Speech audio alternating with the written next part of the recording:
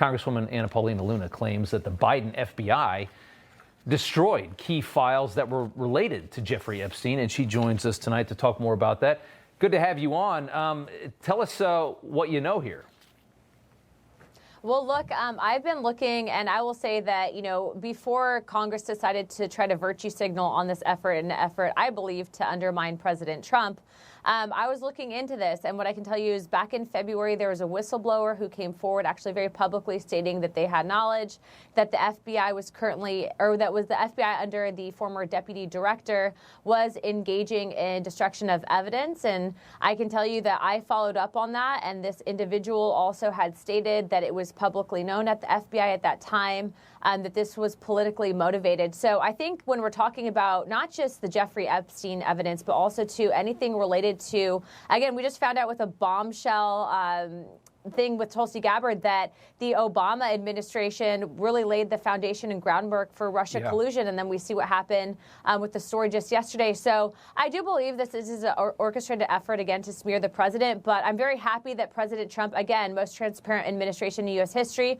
asked that of AG Bondi. And it's going to be interesting because Democrats really don't know what to do with this. They really thought that President Trump was trying to hide something here. We know that he's not. We also know that, remember, if Biden's AG had any information, you know that they would have released that on the campaign trail. So again, another smear job on the president. We've been saying that all week. It's so obvious. I mean, they would have done anything. They would have killed to keep him from getting back into that White House. And you think they were going to just sit there knowing this information and not just leak it out the way they leak everything else out? I mean, they can do it in a way where nobody knows where it came from. And it never happened. So the Wall Street Journal, though, this is the big hit from last night that the president is already suing over, publishing this alleged letter. This is Rupert Murdoch's Wall Street Journal. From Trump to Epstein, a letter from 22 years ago, they claim, written for Epstein's birthday. The piece claims, and they won't show us, for whatever reason, they're not going to show us this letter, but they describe it as a bawdy letter like others in the album. Several texts, lines of typewritten text framed on the outline of a naked woman, hand drawn with a heavy marker. A pair of small arcs denotes the woman's breasts, and the future president's signature is a squiggly Donald below her waist, mimicking pubic hair. This is all in this piece, the Wall Street Journal. Then including the writing in the alleged letter, kind of like almost like a play with two characters in it, with Trump and Jeffrey Epstein as the characters. And you can see some of the lines there at the end. It says, Trump saying, "Enigmas never age. Have you noticed that? Jeffrey, as a matter of fact, it was clear to me the last time I saw you. Donald, a pal is a wonderful thing. Happy birthday, and may every day be another wonderful secret." So it's about the weirdest thing you could imagine. Trump says it's all fake. It's not his handwriting. He says he doesn't draw things like this. He's now suing Rupert Murdoch, News Corp, and the Wall Street Journal for $10 billion. That's the lawsuit. We just got the details of that tonight. What's your reaction to this piece from the Wall Street Journal?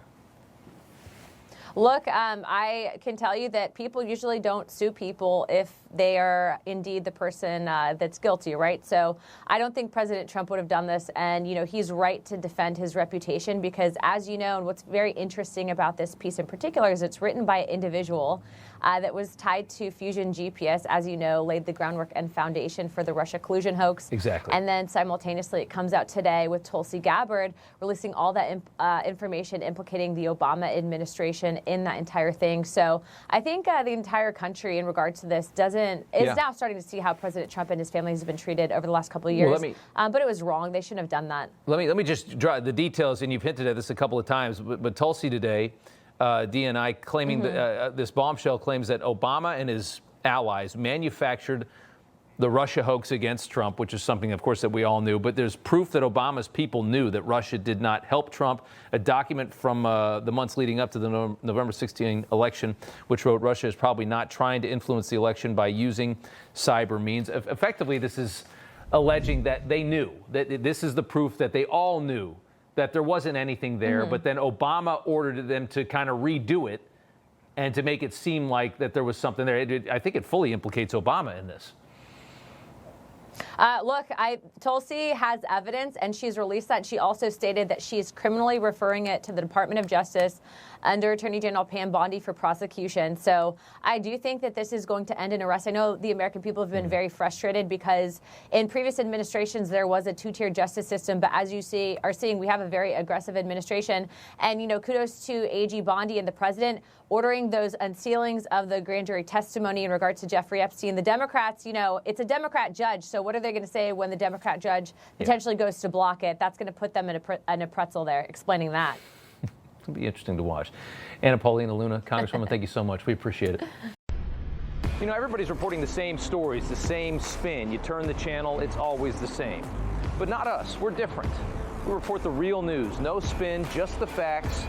Turn to us, and you won't turn back. Tune in to Rob Schmitt Tonight on Newsmax.